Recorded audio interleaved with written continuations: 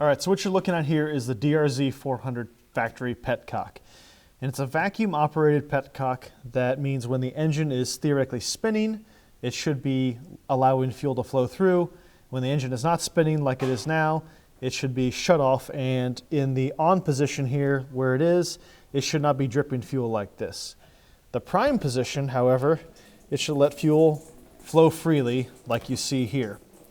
So either this needs a rebuild or it needs to be replaced, one or the other. But what we're going to do is we're going to replace this with a manual petcock from a Yamaha Raptor. So let me show you how we're going to do that.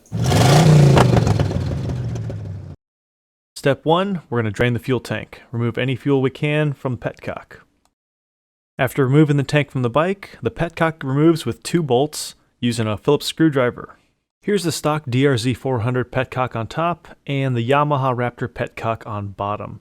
You can see they're very, very similar, but one big difference besides being a manual petcock does have a smaller reserve, so that's just one thing to be aware of if you're making this swap.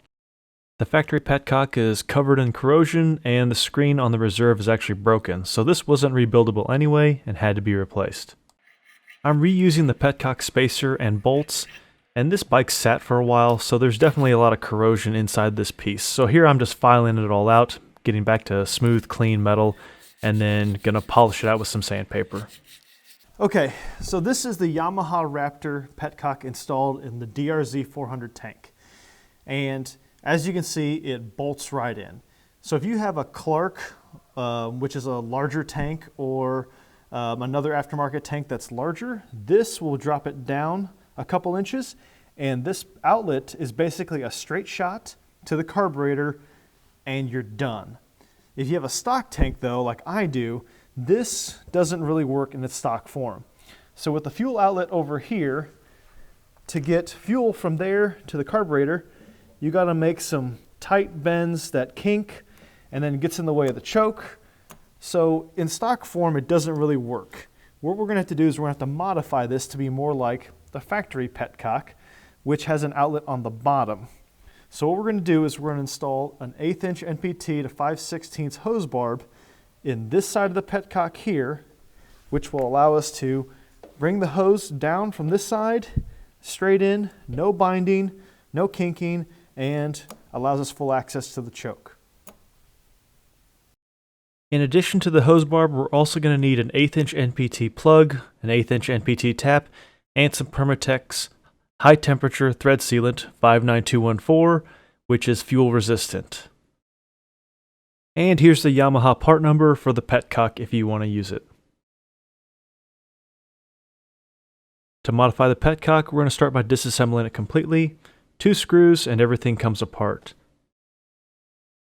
Next, we're going to wrap some painter's tape around the fuel pickup tubes, and then we're going to put small pieces of paper towel in the fuel pickup tubes ports inside the valve assembly. And the stock fuel outlet tube comes out pretty easily. Just grab it with some vice grips, twist, and pull. Comes right out. Now we're going to use a size R or 11/32 if you don't have an R drill bit, and we're going to drill all the way through the petcock. We're going to tap both sides of the petcock 1/8 NPT.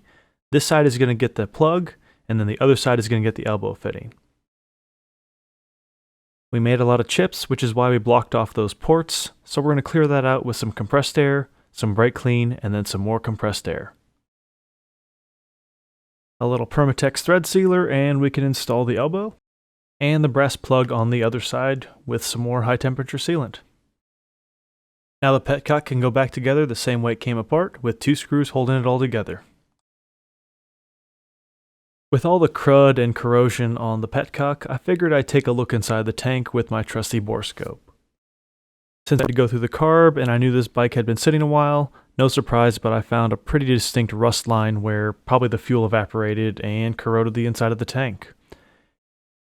This is the petcock mounting flange from the inside, and you can see how rusty it is. So I figured I'd soak the tank for a couple days in some Evapo-Rust, and this is one of my favorite tools if you want to call it a tool. I've used this in motorcycle tanks before, and it works great.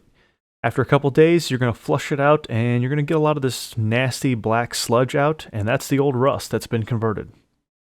Anyway, here's that same Petcock mounting flange as before, but after a couple days soaking in Evapo-Rust. What a difference. The rust is gone and the tank is nice and clean on the inside.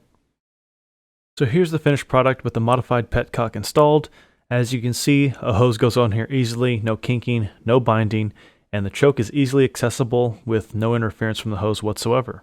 Anyway, I hope you liked this video, maybe found it helpful. Please like and subscribe, and we'll see you next time.